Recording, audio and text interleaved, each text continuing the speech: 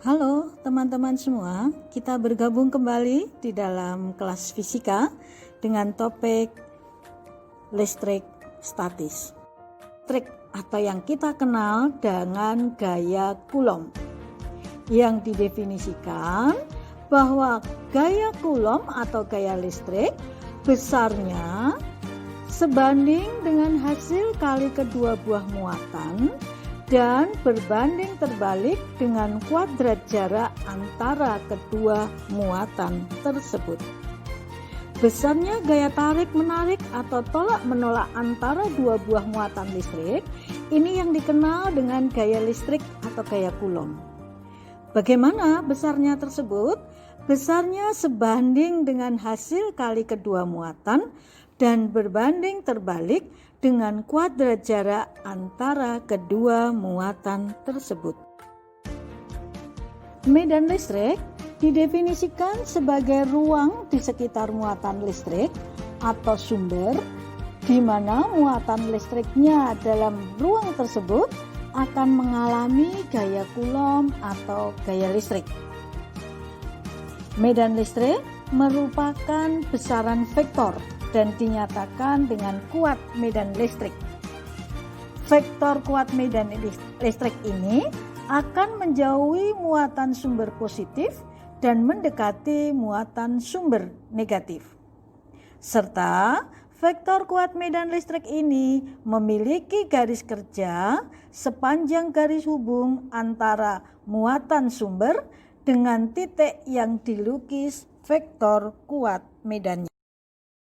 Kuat medan listrik E pada suatu titik di mana muatan uji berada didefinisikan sebagai besar gaya Coulomb yang bekerja pada muatan uji itu dibagi dengan besar muatan uji dan dirumuskan sebagai E sama dengan F per Q atau K Q per R kuadrat, di mana nilai K adalah 1/4 pi epsilon 0.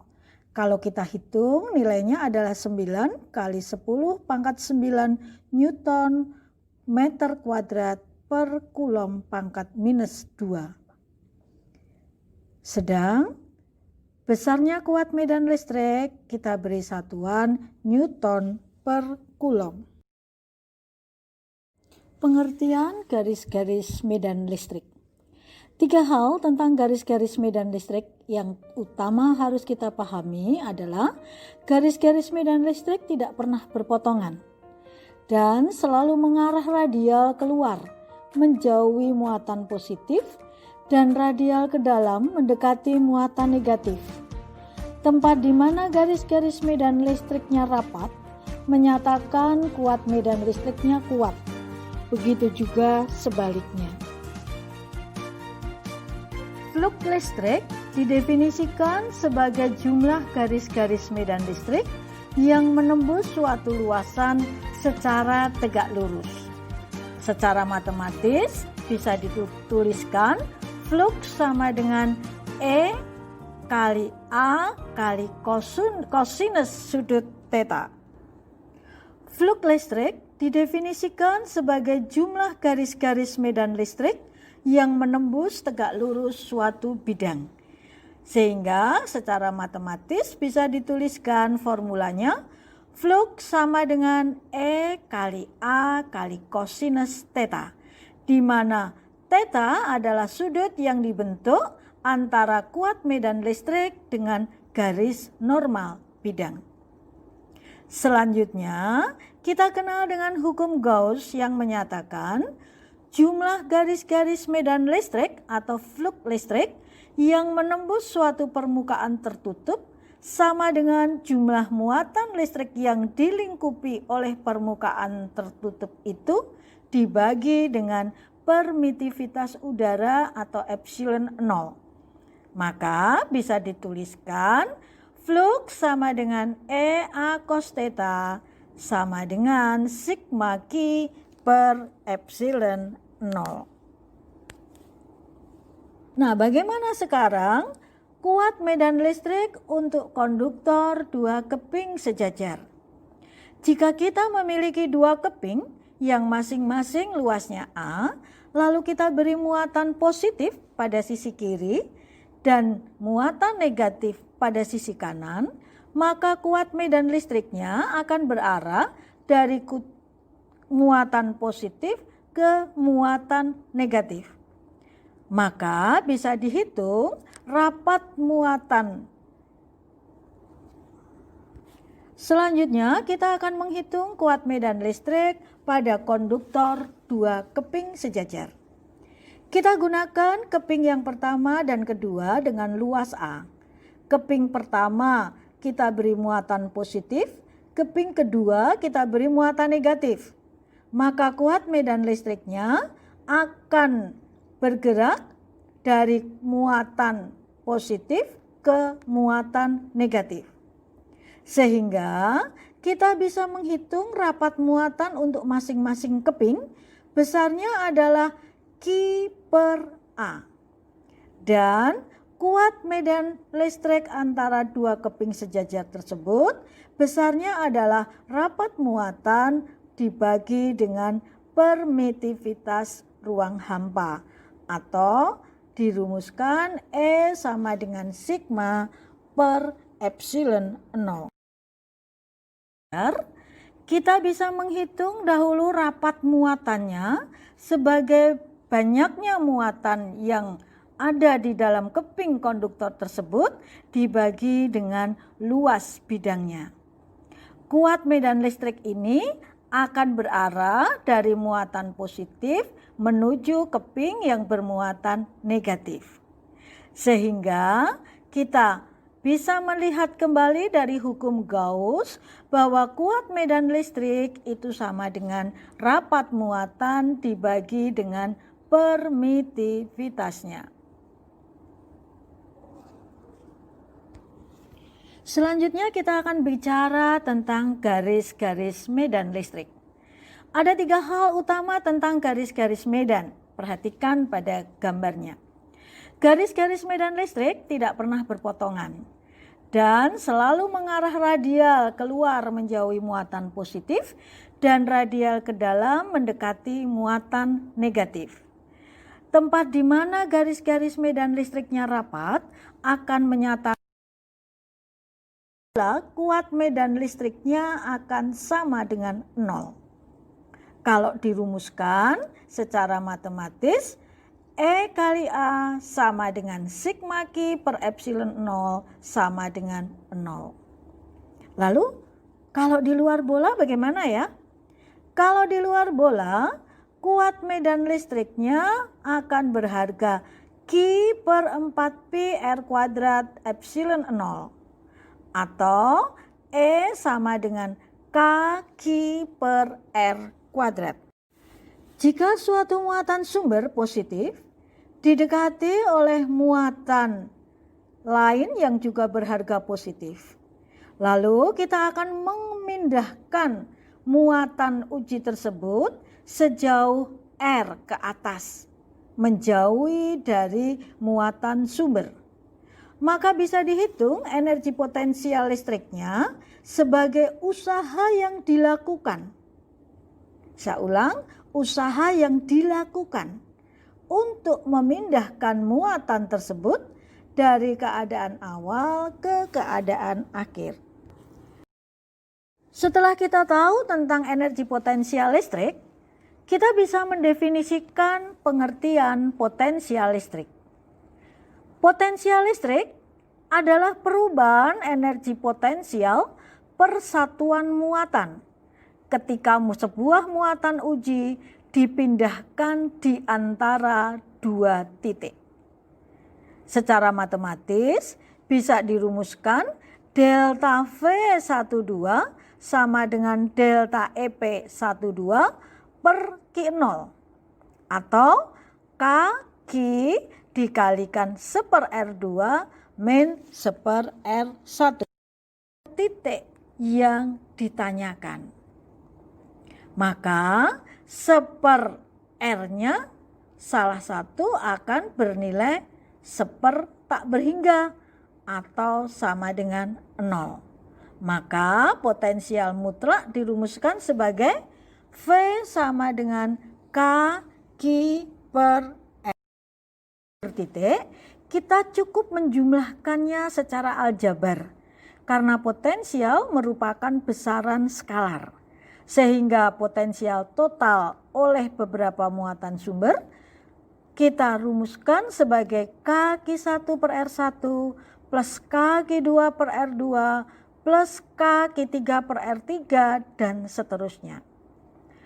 Dan kita juga bisa menentukan hukum kekekalan energi mekanik di dalam medan listrik, di mana persamaannya adalah EP1 plus EK1 sama dengan EP2 plus EK2, dengan EP1 sama dengan Q V1, dengan V-nya adalah potensial, Q-nya adalah muatan. Sedang EK1 adalah setengah MV1 kuadrat, di mana V1-nya adalah kecepatan dari muatan pertama. M-nya adalah massa muatannya.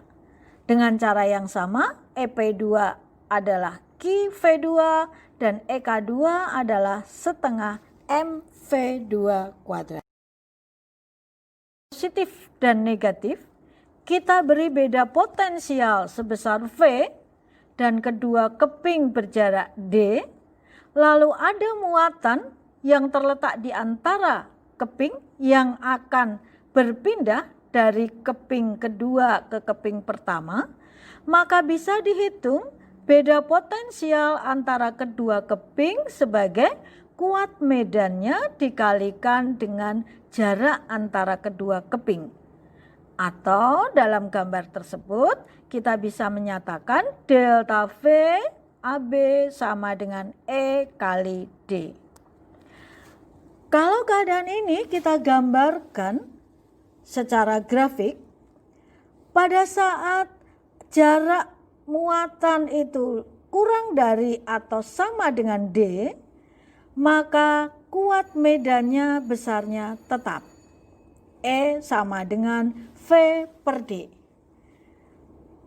Setelah R-nya sama dengan D atau R lebih besar dari D, di situ tidak akan ada kuat medan atau kuat medannya sama dengan 0. Hal ini berbeda dengan potensialnya. Potensialnya akan bergerak dari R sama dengan 0 sampai dengan R sama dengan D. Dia akan naik. Di luar keping, maka V-nya akan tetap. V sama dengan E kali D. Konduktor bola berongga. Pada konduktor bola berongga, kalau kita melihat muatan itu hanya terletak di luar atau di kulit bola. Sehingga di dalam bola menurut hukum Gauss, E-nya sama dengan 0. Kemudian di kulit sampai jarak di luar bola, E-nya sama dengan K Q per R kuadrat. Maka membentuk suatu kurva hiperbolik. Sedang untuk potensialnya, di dalam bola potensialnya tetap. Maka di dalam bola dikatakan sebagai bidang ekipotensial, yaitu bidang di mana setiap titik pada bidang tersebut memiliki potensial listrik yang sama. Baru di luar bola dia akan membentuk kurva hiperbolik. Kapasitor itu terdiri atas dua keping konduktor yang ruang diantaranya diisi oleh dielektrik atau penyekat. Kapasitor itu berfungsi sebagai penyimpan dan pembagi muatan. Kemampuan kapasitor untuk menyimpan muatan listrik dinyatakan oleh besaran yang disebut sebagai kapasitas atau kapasitansi. Secara grafis, kapasitor bisa digambarkan terdiri atas keping logam, 2 keping, bahan dielektrik di tengah-tengahnya, kemudian penghubung yang dibuat atau terbuat dari timbal. Sekarang kita akan mengenal kapasitor.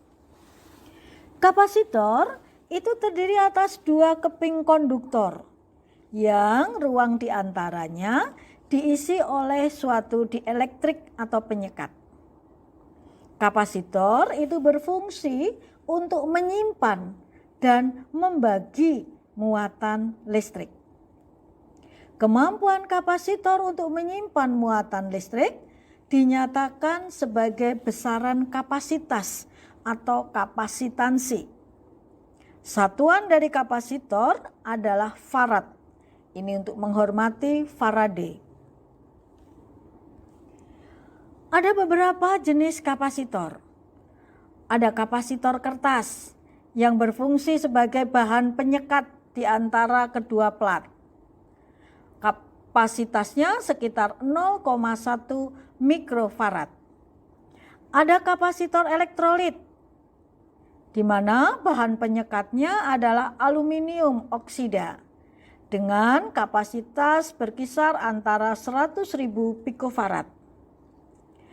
Ada juga kapasitor variabel. Kapasitor ini memiliki nilai kapasitas yang dapat berubah-ubah. Biasanya digunakan untuk memilih frekuensi gelombang pada radio penerima. Nilai kapasitas maksimumnya bisa sekitar 500 pikofarad. Persamaan untuk menghitung kapasitas kapasitor keping sejajar, jika kita turunkan dari persamaan Gauss dan persamaan kapasitas kapasitor, kita memperoleh persamaan C sama dengan Q per V atau sama dengan epsilon 0A per D. Selanjutnya kita akan membicarakan tentang susunan rangkaian kapasitor. Sekarang kita akan berbicara tentang susunan kapasitor. Beberapa kapasitor bisa disusun secara seri dan paralel. Pada susunan seri kapasitor, kedua keping akan tersimpan muatan yang sama besar sebesar Q. Sehingga potensial pada kapasitor besarnya adalah Q dikalikan 1/C1 plus 1/C2. Dan kapasitas serinya 1/C seri sama dengan 1/C1 plus 1/C2 dan seterusnya. Kebalikan dari kapasitor ekivalen dari susunan seri kapasitor sama dengan jumlah kebalikan dari tiap-tiap kapasitas. Beberapa kapasitor bisa kita rangkai secara seri maupun paralel. Pada susunan seri kapasitor, kedua keping akan tersimpan muatan yang sama besar sebesar Q. Sehingga potensialnya adalah Q kali 1/C1 plus 1/C2 dan seterusnya. Dan kapasitas serinya atau kapasitas ekivalennya sebesar 1/C ekivalen sama dengan 1/C1 plus 1/C2 dan seterusnya. Kebalikan dari kapasitor ekivalen pada susunan seri kapasitor sama dengan jumlah kebalikan dari tiap-tiap kapasitas. Untuk susunan paralel kapasitor, beda potensialnya di sini sama untuk kedua kapasitor. Jadi pada cabang AB potensialnya sama dengan V. Dan Q-nya sama dengan Q1 plus Q2 atau C1 kali V plus C2 kali V dan seterusnya. Dan untuk menghitung kapasitor ekivalen paralel, C ekivalennya sama dengan C1 plus C2 dan seterusnya. Maka kapasitas ekivalen dari susunan paralel sama dengan jumlah dari tiap-tiap kapasitas. Muatannya kita bebaskan dari mula-mula diam pada salah satu keping ke keping lain, maka energi potensialnya semakin besar selama muatan itu berpindah. Sehingga bisa kita hitung beda potensial rata-ratanya yang akan kita beri simbol V adalah 0 plus V per 2 atau 0 plus Q per C per 2. Sehingga V-nya sama dengan setengah Q per C. Begitu juga usaha yang diperlukan untuk memindahkan muatan Q. Besarnya adalah W sama dengan Q kali V. Karena Q-nya sama dengan C kali V dan usahanya sama dengan fluxnya atau EA cos theta atau sigma Q per epsilon 0, ingat tentang hukum Gauss, maka persamaan energi yang tersimpan di dalam kapasitor besarnya adalah setengah Q kuadrat per C atau setengah Q V atau setengah CV kuadrat. Demikian teman-teman sekalian pembahasan kita untuk bab 2 tentang listrik dinamis. Saya berharap materi ini mampu Anda pelajari dengan baik dan dipahami, dan Anda semua menjadi tunas-tunas bangsa yang hebat dan cerdas. Salam sehat, salam cerdas.